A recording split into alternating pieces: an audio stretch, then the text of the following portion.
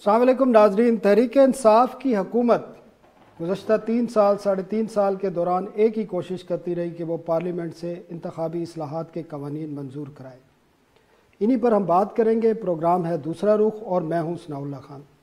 हमारे साथ मौजूद हैं एडवोकेट आरिफ चौधरी साहब। शुक्रिया आरिफ साहब। इसके अलावा जैगम खान साहब हैं, एनालिस्ट हैं, thank you sir. MB Soomro साहब हैं, सीनियर साफ़ी हैं, हमारे साथ ये भी मौजूद हैं और ये इलेक्शन कमीशन में रिपोर्टिंग करते रहे हैं, पार्लियामेंट की रिपोर्टिंग करते रहे हैं, आइन के बारे में बड़ी अच्छी तरह जानते हैं। तो सबसे पहले हम MB सोमरो साहब के पास ही चलते हैं। MB, हमें यह बताएं, ये तो मुझे पता है आपने चारों जो कवानीन पार्लियामेंट से पास हुए इंतखाबात के हवाले से उनको तफसीली पढ़ा होगा। मुस्तकबिल क्या है इसका? आया कि आइंदा इंतखाबात EVM के ज़रिए हो सकते हैं, ओवरसीज़ पाकिस्तानियों को भी जो वोटिंग का राइट दिया गया है वो भी मुमकिन है, और अपोजिशन जो बात कर रही है कि हम इनको चैलेंज करेंगे, तो इन कवानीन में कोई ऐसी चीज़ है, आपने क्योंकि काफ़ी स्टडी किया है इनको, कि वो कोई कॉन्स्टिट्यूशन के जिसको अगेंस्ट आप कह सकते हैं, कॉन्स्टिट्यूशन की रूह के ख़िलाफ़ हो और वो बासानी कोर्ट्स में, सुप्रीम कोर्ट में या किसी और कोर्ट्स में उनको चैलेंज किया जा सके? जी देखें, आइन का आर्टिकल 226 है जिसमें ये कहा गया है कि सवाए प्राइम मिनिस्टर और सूबों के चीफ मिनिस्टर्स की इलेक्शन के बाकी जितनी भी इलेक्शंस होंगी वो खुफिया वोट के ज़रिए होंगी। अब EVM का जो मसला है, EVM पे जर्मनी की अदालत सुप्रीम कोर्ट ये फैसला देकर उसको रद्द कर चुकी है कि इससे वोट खुफिया नहीं रहता। इलेक्शन कमीशन ये आप कह रहे हैं आइन में लिखा हुआ है कि वोट के जो है उसको आर्टिकल 226 में लिखा हुआ है कि प्राइम मिनिस्टर और चीफ मिनिस्टर्स की इलेक्शन के अलावा बाकी सारी इलेक्शंस जो भी हैं आइन के तहत वो खुफिया वोट के जरिए होंगी। अब EVM के हवाले से जर्मनी की सुप्रीम कोर्ट का फैसला है कि इससे वोट की राजदारी नहीं रहती, और जर्मनी की सुप्रीम कोर्ट ने अपने इलेक्शंस को उड़ा दिया था। और उसके अलावा इलेक्शन कमीशन जो पाकिस्तान का है वो भी कहता है कि इससे राजदारी मुतासिर होगी। जो इस वक्त तक डेमोज आए हैं उसको देखा जाए तो जो एक इलेक्ट्रॉनिकली वोट करने का तरीका है, दूसरा एक पर्ची निकलती है, उसके दो तरीके वो कह रहे हैं कि हो सकते हैं। एक स्क्रीन पे कुछ सेकंड के लिए वो पर्ची रुके, वोट डालने वाला देखे कि मैंने जिसको वोट दिया है वो उसको ही गया है, या वो पर्ची निकले वो डाल के खुद डब्बे में डाले। तो जो मशीन है उसको प्रिजाइडिंग ऑफिसर ही ऑपरेट करेंगे। जब तक वो बटन ऑन नहीं करेंगे तब तक वो वोट देने वाला दे नहीं सकता। तो इस सूरत में वोट राजदारी नहीं रहती। और ये जो अब EVM का बिल इन्होंने एक सुफे का बिल है जो मंजूर कराया है, तो मेरे हिसाब से जो पाकिस्तान में वोटर रजिस्ट्रेशन का कानून है और जो हल्का बंदी है, वोट जो है आप या मुस्तकिल पत्ते पे आपकी एड्रेस है या आर्जी पत्ता जो है CNIC कार्ड में उस पे डाल सकते हैं। हल्का जो है वो पाकिस्तान के अंदर है, पाकिस्तान की जुरिडिक्शन जो है पाकिस्तान के अंदर है। अब ये हम वोटिंग राइट अभी भी पाकिस्तान में है, जो हमारे पाकिस्तानी हैं जो बाहर रहते हैं, मगर अब ये जो राइट दिया गया है, कोई अमेरिका में रहता है तो वो अमेरिका में बैठ के वोट कर सकता है इंटरनेट की वोटिंग। कैसे पोलिंग बनेगी, कैसे वोट अपना इंडिपेंडेंट होगा? मैं सिर्फ जब पूछना चाह रहा हूँ, बाकी मेहमानों से ही पूछूंगा, ये जो आपने बात की है इसके मुताबिक तो ये कोर्ट में चैलेंज हो सकता है। ये कवानीन जिस तरह हुकूमत कह रही है कि ये पार्लियामेंट का मामला है, ये अदालतों में नहीं जा सकता, पार्लियामेंट में ही तय करना है अगर अपोजिशन को करना है, लेकिन आप जो बात बता रहे हैं वो आइन के मुताबिक अगर देखा जाए तो फिर तो ये कोर्ट में, सुप्रीम कोर्ट में, क्योंकि आइन की तशरीह तो सुप्रीम कोर्ट ने करनी है।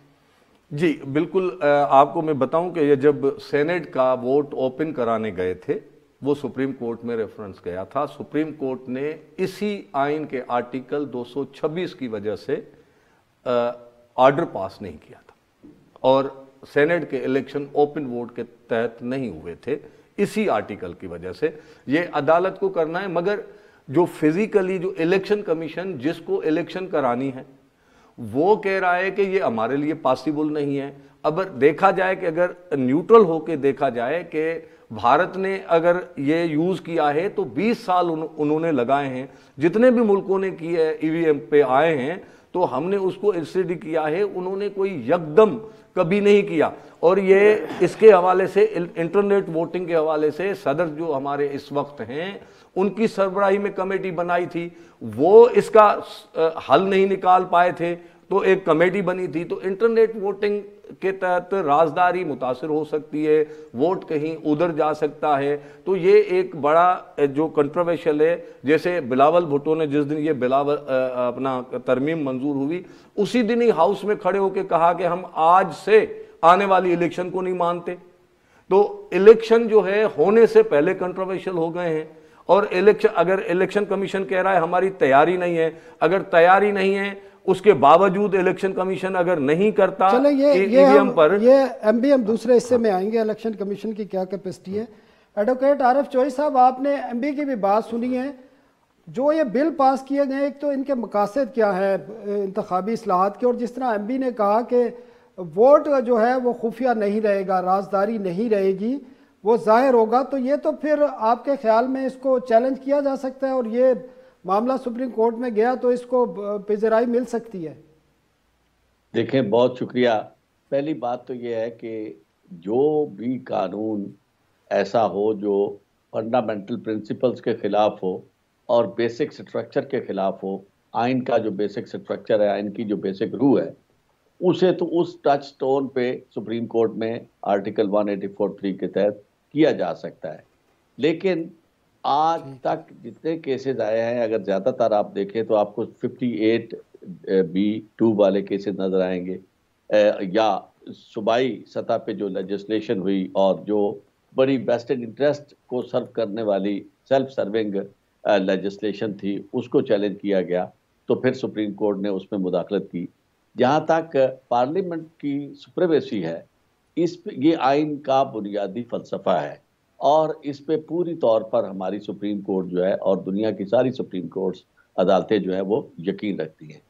ये बात, मैं तो जाहिर है कि कानून का तालिब इल्म हूँ, इसलिए ये बात जिस अंदाज में मेरे फाजिल दोस्त ने मुझे पेशराव ने की, उन्होंने बहुत सारे हवाले ऐसे दिए हैं जिनका ताल्लुक आइन से नहीं है। बात यह है कि आइन में जो सुप्रीमेसी है वो पार्लियामेंट की है, और ये जो इलेक्शन है, इलेक्शन कमीशन जो है वो इतना इंडिपेंडेंट नहीं है कि वो पार्लियामेंट का किया गया फैसला जो है उसे मुस्तरद कर दे और कहे कि जी नहीं, मेरी ये मर्जी है कि मैंने ये करना है या मैंने ये नहीं करना। पार्लियामेंट के ताबे, उनके कवानीन के ताबे उन्होंने इलेक्शन करवाने हैं। पार्लियामेंट जिस तरह का कानून मंजूर करेगी उसके मुताबिक वो इलेक्शन करवाने के पाबंद हैं। जहां तक इस बात का ताल्लुक है, चोई साहब एक बात कथा कलामी माफी चाहता हूँ, लेकिन पार्लियामेंट एक्ट ऑफ पार्लियामेंट के जरिए आइन में तो तरमीम नहीं कर सकती है ना जी। नहीं, ये आइन में तरमीम नहीं हुई। देखिए, मैं आपको अर्ज करूं, आइन में तरमीम नहीं हुई, ये एक कानून पास हुआ है। अब इस कानून की अलह माल है, अगर देखें ये साबित किया जा सके, ये बात बड़ी वजनी है, अगर कि ये 226 के खिलाफ है, यानी अभी तक तो कोई डिमॉन्स्ट्रेशन हमारे सामने तो नहीं आई। जहां तक बताया जा रहा है वो ये है कि ये दुनिया में, एक बात अभी हमारे पेशराव ने की, उन्होंने कहा जी कि 20 साल लगे, तो इंडिया में भी, तो इसका मतलब ये है कि 20 साल में उन्होंने ईवीएम जो थी उसको वहां ऑपरेटिव कर दिया।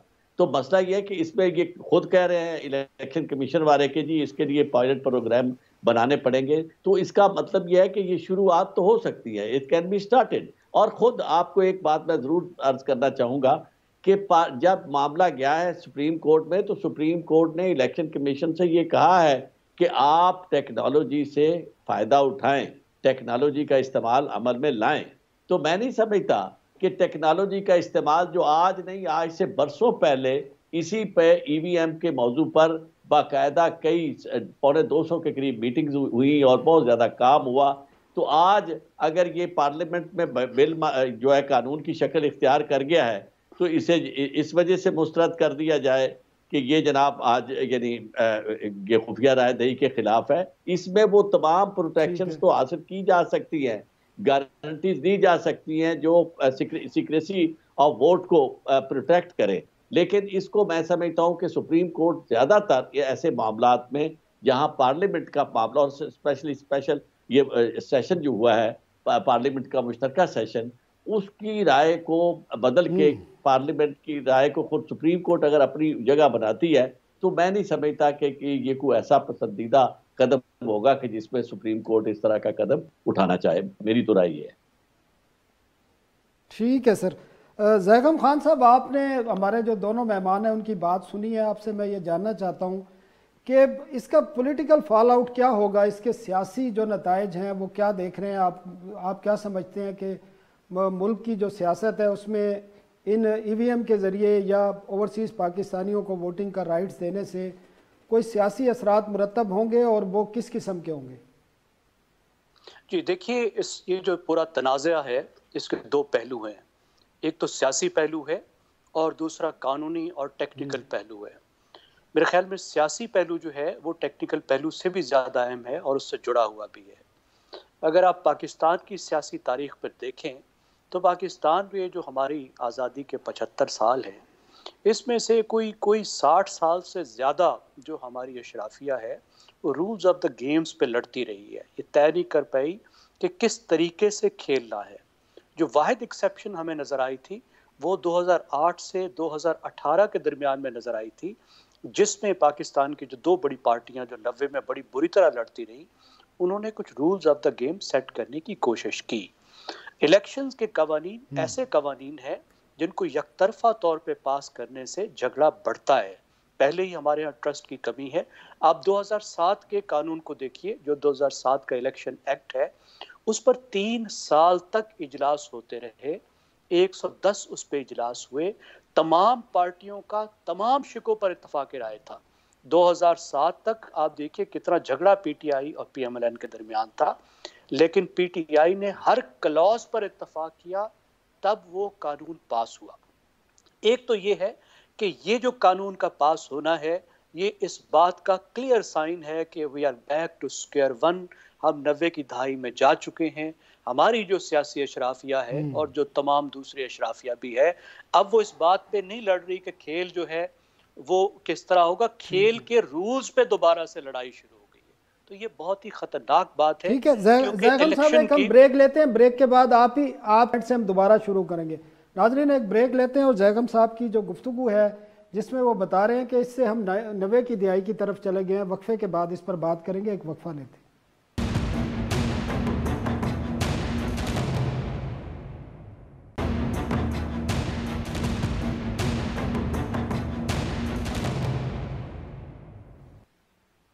वेलकम बैक नाज़रीन। जैगम साहब, आप गुफ्तगू कर रहे थे कि इस किस्म के सूरत हाल है कि 90 की दिहाई की तरफ हम दोबारा उसी माहौल में जा रहे हैं। Please continue. की जो कमी है वो एक बहुत बड़ा ही मसला है। अगर यकतरफा तौर पे कानून बनाए जाएंगे और ऐसा इलेक्शन होगा जिसकी लेजिटिमेसी नहीं होगी, जिसको पार्टियां नहीं मानेंगी, ये ज़हन में रखिए कि पाकिस्तान का जो इलेक्शन है उसमें हुकूमती पार्टी के पास वोटों की अक्सरियत तो नहीं होती। पीटीआई के पास तो 33% वोट है, दूसरों के पास ज़्यादा हैं। अगर अवाम इलेक्शन को नहीं मानेंगे, इलेक्शन की लेजिटिमेसी नहीं होगी, तो उसके नतीजे में बनने वाली हुकूमत की भी लेजिटिमेसी नहीं होगी, फिर जमहूरियत की भी लेजिटिमेसी नहीं होगी और रियासत की लेजिटिमेसी पे भी सवाल उठेंगे। और पाकिस्तान में जो सियासी महाज़ाराई है और उसके अलावा जो अवाम का अदम एतमाद है रियासत पे, वो मज़ीद बढ़ेगा। जहाँ तक टेक्नोलॉजी की बात है, कोई टेक्नोलॉजी के ख़िलाफ़ नहीं हो सकता। सवाल ये है कि ये जो टेक्नोलॉजी है, ये कोई भी टेक्नोलॉजी है, वो एक सहूलत फराहम करती है, इलेक्शन को फ्री एंड फेयर बनाने की गारंटी नहीं दे सकती। अगर ट्रस्ट ना हो तो फिर टेक्नोलॉजी फ्री एंड फेयर बनाने के हवाले से, ट्रस्ट के हवाले से ज़्यादा प्रॉब्लम क्रिएट करती है। आप उन एतराज़ात को देखिए जो इलेक्शन कमीशन ऑफ पाकिस्तान ने किए हैं।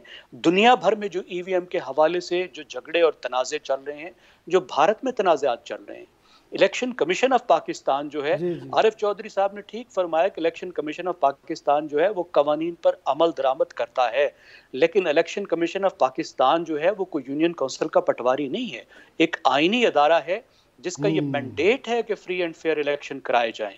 और अगर ऐसा कोई कानून आता है जिससे उनके मैंडेट पर असर पड़ता है तो अदालतें उसकी साइड पर जरूर खड़ी होंगी। और इलेक्शन कमीशन ऑफ पाकिस्तान के आप एतराज को देखिए, वो कहते हैं कि ऐसी मशीनें हैं जिनको फिजिकली भी मैनिपुलेट किया जा सकता है, जिसका मतलब है आपकी चिप भी तब्दील कर सकते हैं, किसी को पता नहीं चलेगा, जिसके आप सॉफ्टवेयर को भी मैनिपुलेट कर सकते हैं कि सॉफ्टवेयर में आपको पता है एल्गोरिदम्स का दौर है, ये इतने कॉम्प्लिकेटेड जो हमारे कंप्यूटर्स होते हैं उसमें भी आप देखें कैसे कैसे वायरस और कैसे कैसे मेलवेयर आ जाते हैं। ये तो सादा सी मशीन है और सॉफ्टवेयर को आप मैनिपुलेट करके भी उसके रिजल्ट्स को चेंज कर सकते हैं। और कुछ एक्सपर्ट्स आपको बता रहे हैं कि सिर्फ 650 मशीनों को अगर आप मैनिपुलेट कर लें तो आप 80 जो है हल्कों वाले को आप 120 हल्के दे सकते हैं, 120 हल्के वालों को आप 80 दे सकते हैं, क्योंकि क्लोजली कंटेस्टेड होते हैं। अब मसला जो था, देखिए मसला क्या था, बड़ी इंटरेस्टिंग आपके जी देखिए मसला जो था वो क्या था, आप कानून किसी मसले को हल करने के लिए बनाते हैं ना, कानून जब भी बनाया जाता है तो कोई प्रॉब्लम मौजूद होता है जिसको हल करने के लिए कानून बनाया जाता है। मैं देखिए प्रॉब्लम ये था कि पिछले इलेक्शन पर एतराज था तमाम अपोजिशन पार्टियों को। क्या उन्होंने ये कहा कि टेक्नोलॉजी ना होने की वजह से इंतखाबात में धांधली हुई है? क्या उन्होंने ये कहा कि 2017 का जो कानून था इलेक्शन का उसमें कोई सुकम था, उसमें कमी थी, इस वजह से इलेक्शन में धांधली हुई है? कानून पर तो कोई मसला नहीं है, किसी ने मसला नहीं किया। जो मसला है उस पर तो ये हुकूमत बात ही नहीं करना चाह रही, उसकी बजाय ये एक ऐसा सोल्यूशन लेकर आई है जिससे वो मामला मजीद कॉम्प्लिकेटेड हो रहा है। जिस प्रॉब्लम को हल करने के लिए आप कानून ला रहे हैं वो मसला ज्यादा गंभीर हो रहा है।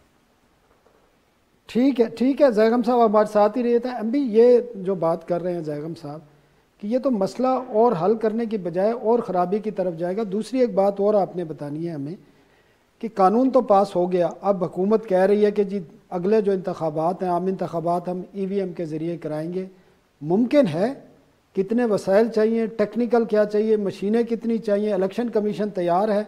और ये भी बताइएगा क्योंकि आप इलेक्शन कमीशन से राब्ते में रहते हैं, सिर्फ अपोजिशन जमातें कोर्ट में जाएंगी या इलेक्शन कमीशन का क्या रिएक्शन है इस पर अब तक? देखें, अभी जैसे जैगम साहब के मौक़िफ़ से तो मैं इत्तफ़ाक़ करता हूँ। बाकी जैसे चौधरी साहब ने कहा कि पार्लियामेंट सुप्रीम है, इसमें कोई शक नहीं है, आइन यही कहता है, मगर हमारे मुल्क की तारीख ये नहीं कहती है। हमारे पार्लियामेंट की मंजूर करदा आइन की तरामीम उड़ाई गई हैं। अभी लेटेस्ट जो मुलाजमीन को बहाल करने का पीपल्स पार्टी के दौर में बिल मंजूर हुआ था वो उड़ाया गया है। तो हमारे यहाँ पार्लियामेंट कहने तक सुप्रीम है, बाकी सुप्रीम कौन है वो सबको पता है। तो इस बहस में हमारा इस वक्त जो डिबेट है, जैसे बिल मंजूर हुआ है जिसको इलेक्शन करानी है, वो कहता है इलेक्शन कमीशन हमारे पास कैपेसिटी नहीं है। जो इलेक्शन लड़ना, जिनको लड़ना है, मतलब PML-AN से लेकर मुस्लिम लीग नून से लेकर पीपल्स पार्टी से लेकर जमात इस्लामी से लेकर सारी पार्टी कह रही हैं, अक्सरियत पार्टी कह रही हैं हम इसको नहीं मानते। तो अगर जिस चीज़ को पॉलिटिकल पार्टीज़ की अक्सरियत मान नहीं रही है, अगर उस पर आप इलेक्शन कराने जाएंगे तो इलेक्शन से पहले ही जो एक हंगामा पैदा हुआ है, इलेक्शन के बाद नताइज मुख्तलिफ नहीं होंगे। इलेक्शन कमीशन अब दोराहे पे खड़ा हुआ है।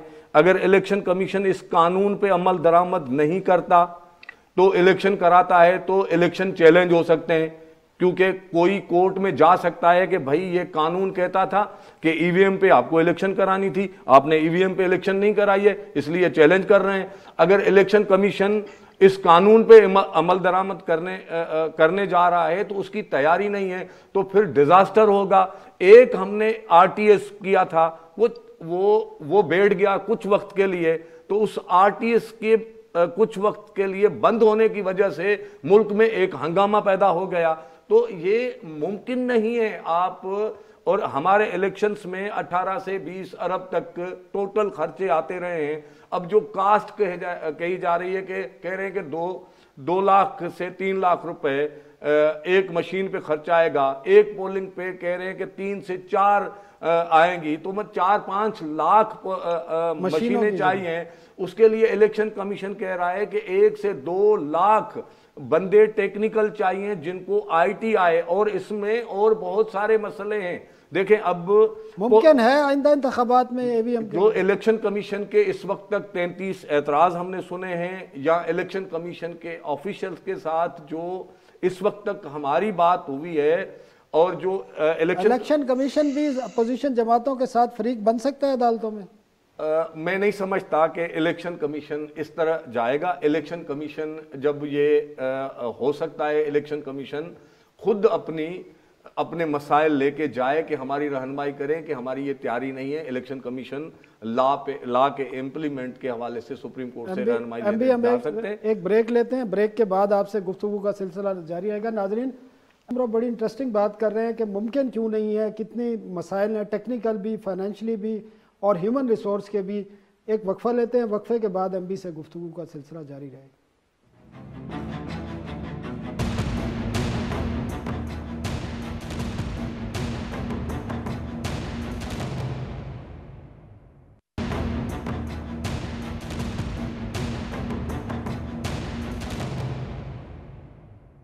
वेलकम बैक नाजरीन। साहब ये बताइए कि मुल्क की जितनी बड़ी सियासी जमातें अपोजिशन में हैं, पीपल्स पार्टी है, नून लीग है, JUI है या जमात इस्लामी है और बाकी भी फाटा की किस तरह कुछ जमातें हैं, बलूचिस्तान की कुछ जमातें, तमाम ने इसको मुस्तरद किया है। तो इतनी बड़ी तादाद में मोस्टली जो सियासी जमातें जब एक कानून को मुस्तरद कर रही हैं, EVM को या इलेक्ट्रॉनिक वोटिंग जो होनी है उसको, तो उसके बाद अगर इसी कानून के तहत इंतखाबात होते हैं तो उसकी लेजिटिमेसी क्या होगी? आप क्या समझते हैं कि इससे मुल्क में मजीद सियासी अदम इस्तेकाम नहीं आएगा? बात बड़ी क्लियर है। जहाँ तक पाकिस्तान के अंदर कंसेंसस पैदा करने का ताल्लुक है, वो तो इतनी बड़ी बदकिस्मती है कि कंसेंसस किसी भी मामले में पैदा नहीं हो सकता और ना ही कोशिश की जा रही है। मैं अब दो यानी पार्टों के दरमियान हूँ। यानी एक बात है कि क्या पार्लियामेंट का पास किया हुआ कानून जो है उसे सुप्रीम कोर्ट में चैलेंज होना चाहिए, सुप्रीम कोर्ट सुने उसे या ना सुने। और दूसरी बात यह है कि इसकी इम्प्लीकेशंस और इसकी मिनहाजियात, वो ये दो अलग-अलग बातें हैं और इसके असरात क्या होंगे। जहाँ तक मेरा ताल्लुक है, मैं तो कानून इस तरह पास करने के वैसे भी हक में नहीं हूँ। उसकी वजह यह है बुनियादी तौर पर कि ये जो पार्लियामेंट के 2 ऐवान बने थे, इसका मकसद ये था कि ये ऐवान ज़ेरी में पहले मामला आए, शिकवार बहस हो, बहस के बाद उस पर वोटिंग हो और उसके बाद अगर यहाँ से पास होता है तो वो जाए ऐवान बाला के पास और ऐवान बाला भी उस पर थर्ड बरार डिस्कशन करे और फैसला करके भेजे। अगर इख्तलाफ होता है तो फिर यानी इस तरह की सिचुएशन जो अब पैदा कर दी गई है, वो तो मैं समझता हूँ यानी एक ऐसी सिचुएशन है कि जो पाकिस्तान में अगर इसी तरह ये मुस्ताबल हो गई और जैसे मुस्ताबल होती हुई मुझे नजर आ रही है, तो इससे तो अदरवाइज भी चीजें खराब होगी। बात मेरा ज़ेन जो मैं बात कर रहा था, चूंकि कानून के तालिब इल्म के हवाले से बात करना कुछ और है, इसके पॉलिटिकल इम्प्लीकेशंस जो है वो और है। पाकिस्तान के अंदर मैं आपसे अर्ज करूं कि कौन सा इलेक्शन तो किसी सूरत में भी आप हवाला देते हैं कि जनाब वो जो बिलावल साहब ने कह दिया कि जी आज से ही अब नहीं मानते, इलेक्शन तो किसी सूरत में भी लोग नहीं मानते। कौन सा इलेक्शन था जिसे माना गया और कब किसी हुकूमत को 5 साल पूरे तयक्कुन के साथ और एतमाद के साथ मौका दिया गया ताकि उसकी पॉलिसीज इंप्लीमेंट हो सके, उसका इम्पैक्ट जो है पूरी दुनिया में एक अच्छा हो। ये पीपल्स पार्टी की हुकूमत थी। चौधरी साहब इलेक्शन से पहले किसी ने नहीं कहा इतना अरसा 1.5 साल पहले कि हम इस इलेक्शन को नहीं मानेंगे। 2018 के इलेक्शन पे इतराजात जरूर हैं, लेकिन तमाम सियासी जमातें पार्लियामेंट में बैठी हैं। ये तो कह रहे हैं बैठेंगे नहीं, इलेक्शन ही नहीं लड़ेंगे। ये तो अब भारत डिफरेंट से एक सिचुएशन है। बात यह है कि ये बड़े अजीब किस्म की हुकूमत आई है। मैं आपको एक अर्ज करूं कि जब पहले दिन से इन्होंने हाथ नहीं मिलाया अपोजिशन के साथ, ये इतनी बड़ी बदकिस्मती की बात है कि पाकिस्तान में आपने पोलराइजेशन इस सतह की पैदा कर दी और जुबान जो इस्तेमाल हुई है दोनों तरफ से, मुझे यकीन माने तकलीफ होती है कि इस तरह की इस्तिलाहें, उस शहबाज शरीफ को शोबाज कहा जाए और उधर जो है उसको न्याजी को मजाक से प्राइम मिनिस्टर को इस अंदाज में मुखातब किया जाए और इस तरह की गिरी जुबानें। मतलब ये कि आप कर क्या रहे हैं? बाजीचा या चौधरी साहब आप तो काफी मुहज़्ज़ब लफ्ज बता रहे हैं, बड़े गैर मुहज़्ज़ब अल्फाज भी इस्तेमाल हो रहे हैं आजकल। मैंने वही अर्ज किया है कि ये बाजीचा या तफाल बन गया है, और या तो फिर ये पार्लियामेंट वाला मामला मुझे ऐसे नजर आ रहा है कि शायद इसकी कभी काया कल्प होती हुई नजर आ रही हो, क्योंकि चीजें तो मुझे लगती चलती हुई नजर नहीं आ रही, क्योंकि पार्लियामेंट जो है उसका वो हुस्न जिसकी वजह से इसको इतना तकद्दुस और इतनी ताजीम हासिल है, वो हुस्न तो हमें नजर नहीं आ रहा। तो इसलिए ये दोनों बातों को हम आपस में मिलाएं ना, ये मुश्किलात। हाँ, ये जरूर है कि अगर आप मुझसे पूछेंगे तो अपोजिशन के साथ इसको नहीं खड़ा होना चाहिए, ना अपोजिशन को ये कहना चाहिए कि जनाब हम इलेक्शन कमीशन के साथ खड़े हैं। जब इदारा, अगर वो आईनी इदारा, यकीनन आईनी इदारा है, तो उस आईनी इदारे को अपनी जिम्मेदारियां इस अंदाज में पूरी करनी होगी कि जब इससे चैलेंज किया जाएगा तो वो भी एक रिस्पॉन्डेंट होगा, इसमें उसे बुलाया जाएगा, आइन उससे पूछा जाएगा। और ये मैं समझता हूं कि जितने दोस्तों को ये पता है कि पटिशन किस तरह होती हैं, तो उसमें अगर इलेक्शन कमीशन नहीं पार्टी होगा तो और कौन पार्टी होगा? ये रिस्पॉन्डेंट होगा। फिर इसका मौक़िफ़ वहां पूछा जाएगा कि आप क्या चाहते हैं, आपकी राय क्या है, वो दी जाएगी। लेकिन इस तरह अपोजिशन का कहना कि जी हम इलेक्शन कमीशन के साथ खड़े हैं, इलेक्शन कमीशन जो है वो अपोजिशन को स्पीयर हेड नहीं कर सकता, और इलेक्शन कमीशन के ऊपर भी इस तरह की, और प्राइम मिनिस्टर की सतह पे दोनों तरफ से मामला खराब है। प्राइम मिनिस्टर जो है वो इलेक्शन कमीशन को डायरेक्ट चैलेंज कर रहे हैं, इलेक्शन कमीशन उनको चैलेंज कर रहा है। तो ये सारा अनारकी वाला सिस्टम है। कौन से इलेक्शन और क्या उसके नताइज की आप तवक्को कर सकते हैं कि पाकिस्तान के लिए को खुशायद हो सकते हैं? ठीक है एडवोकेट आरिफ साहब, बहुत शुक्रिया, आप अपनी रही था। नाजरीन, एक वक्फा लेते हैं और वक्फे के बाद हम फिर दोबारा ज़ैगम खान साहब के पास जाएंगे और उनसे पूछेंगे कि इन नए कवानीन के आने के बाद पाकिस्तान का जो सियासी माहौल है, जो पहले ही पोलराइजेशन का शिकार है, उसमें मज़ीद किस किस्म की सूरत हाल पैदा हो सकती है और इसके नताइज क्या होंगे। एक वक्फे के बाद।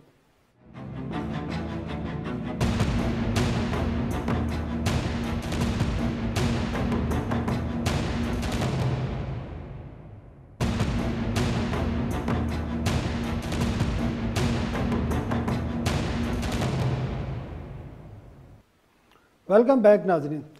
ज़ैगम खान साहब, ये बताइएगा कि तहरीक इंसाफ की हुकूमत को बहुत जल्दी थी ये कवानीन पास कराने की, और एक ये भी मिथ थी कि शायद 19 नवंबर या 20 नवंबर की जो डेट है उससे पहले ये कवानीन पास कराने ज़रूरी थे।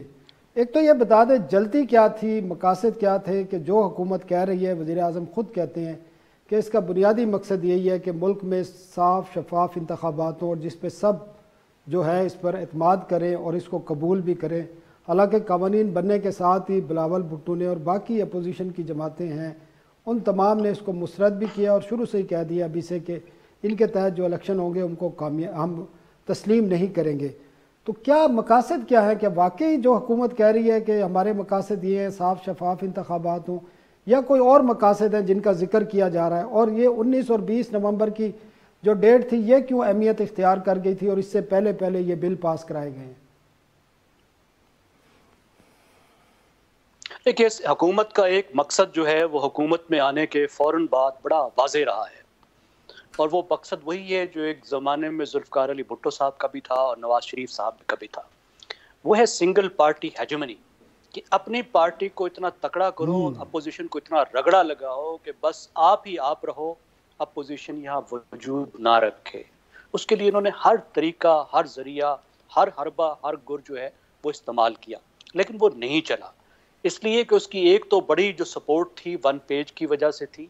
अब वन पेज में भी ये हो गया कि जिधर से सपोर्ट आ रही थी उनके लिए अब पॉलिटिकल गवर्नमेंट का, एक अनपॉपुलर पॉलिटिकल गवर्नमेंट का बोझ उठाना मुमकिन नहीं रहा। दूसरी बात ये आई कि इस वक्त जो मईशत का बहरान है, अगर गवर्नेंस में और मईशत में इस हुकूमत ने डिलीवर किया होता तो शायद जो इनका ऑब्जेक्टिव था कि अपोजिशन को रौंद दें और हम बस हम ही हम रहें और अगला इलेक्शन भी हम जीत जाएं किसी न किसी तरह, वो मुमकिन होता। अगर ये पाकिस्तान जो है वो किस माशी बहरान से गुजर रहा है। पहले पाकिस्तान में माशी तौर पर होता था कि एक बूम बस्ट साइकिल होता था कि मईशत अच्छी होती थी, फिर नीचे गिरती थी, आप आईएम से मदद लेते थे, 2 साल के बाद जो है वो फिर से आप एक बूम के साइकिल में आहिस्ता आहिस्ता जाते थे। इस वक्त बदकिस्मती ये है कि आप बस टू बस साइकिल में जा रहे हैं कि आपकी इकोनॉमी बस्ट हुई और उठे बगैर फिर से दोबारा नीचे जा रही है। और ठीक है सर, हमारे पास जैगम साहब टाइम कम है, हम अपने बाकी जो हमारे मेहमान हैं उनकी भी राय ले लें। एमपी, आप क्या समझते हैं हुकूमत के मकासद क्या हैं इसमें, क्योंकि और 19 और 20 तारीख की जो अहमियत थी वो क्यों थी, और इससे पहले ये बिल अप्रूव कराए गए हैं, और जो वो मकासद बता रही है हुकूमत वही मकासद हैं या कुछ और मकासद? जब स्पीकर ने अपोजिशन के साथ इस बिल के हवाले से मुशावरत शुरू की थी और अचानक मुशावरत ख़त्म करके जॉइंट पार्लियामेंट का इजलास बुलाया गया था, तो ये ही कौमी असम्बली के ऐवान में सवाल उठाया था मौलाना फजल रहमान के बेटे असद मामून ने। तो 19 तारीख से पहले आप क्यों बिल मंजूर कराना चाहते हैं? उसके बाद क्या अमेरिका हमला कर देगा या भारत हमला कर देगा? तो इसका तो सब जानते हैं, तो वो उसका क्या है, तो उनको शायद ऐसे लगता था। मगर अब जो इशू है, इशू अब फंसा हुआ है, इलेक्शन कमीशन की तैयारी नहीं है, और खान साहब कह रहे हैं कि मैंने शफाफियत। सर मकासद क्या है हुकूमत की? मकासद जो बता रहे हैं वही है या कोई नहीं? मैं देखें, अगर खान साहब की जैसे खान साहब चाह रहे थे कि इलेक्शन सेनेट की इलेक्शन ओपन वोट में हो, तो अगर यही मकसद था तो सेनेट में 64 वोटों को वोट रखने वाली अपोजिशन को 36 वोटों से शिकस्त नहीं होती। ये खान साहब के दौर में हुआ है। तो खान साहब 36 वोटों से 64 को कैसे हराया खान साहब ने? ये शफाफियत थी। अगर खान साहब इलेक्शन शफाफ कराने के लिए ईवीएम लाना चाहते हैं, तो खान साहब का इस वक्त तक क्यों ऐसा ऐलान नहीं आया? जो डस्का में हुआ उसकी इलेक्शन कमीशन ने रिपोर्ट जारी कर दी है, तो कैसे प्लानिंग की गई, पंजाब हुकूमत और ये सारी मुलविस रहे हैं, तो खान साहब ने किसी को सजा तो नहीं दी है। तो मतलब ये है, तो उसका मतलब तो इसलिए कुछ भी निकाला जा सकता है। तो मैं खान साहब की नीयत पे शक नहीं करता, मगर जिस तरह लेजिस्लेशन हुई है, 5.25 घंटों में 33 बिल मंजूर करना, ये पार्लियामेंट के लिए कोई फख्र की बात नहीं है। आप 100 और 50 पेजेस का बिल 3 मिनट में बगैर बहस के आप मंजूर कराते हैं। आप सिर्फ कमेटी का हवाला देते हैं, कमेटी में 20 से 25 लोग होते हैं, तो ये ऐवान 440 का है, तो बाकी लोगों को पता ही नहीं है। तो आप ऐसे लेजिस्लेशन नहीं होती है। इस तरह की लेजिस्लेशन पार्लियामेंट के लिए कोई फख्र की बात नहीं है। जैसे कल सेनेट की बात करें, माजी में भी ऐसे होते रहते हैं। वो जिसने भी किया है, ये खान साहब की बात नहीं है, माजी ने जिसने भी किया है, ये सही नहीं किया। ठीक है, ये इस तरह की लेजिस्लेशन नहीं होती। एमपी सोमरा, बहुत बहुत शुक्रिया। एडवोकेट आरिफ चोई साहब, बहुत बहुत शुक्रिया। जैगम खान साहब, आपका भी बहुत बहुत शुक्रिया। नाजरीन, आइंदा हफ्ते तक के लिए इजाज़त दीजिए। अल्लाह हाफिज़।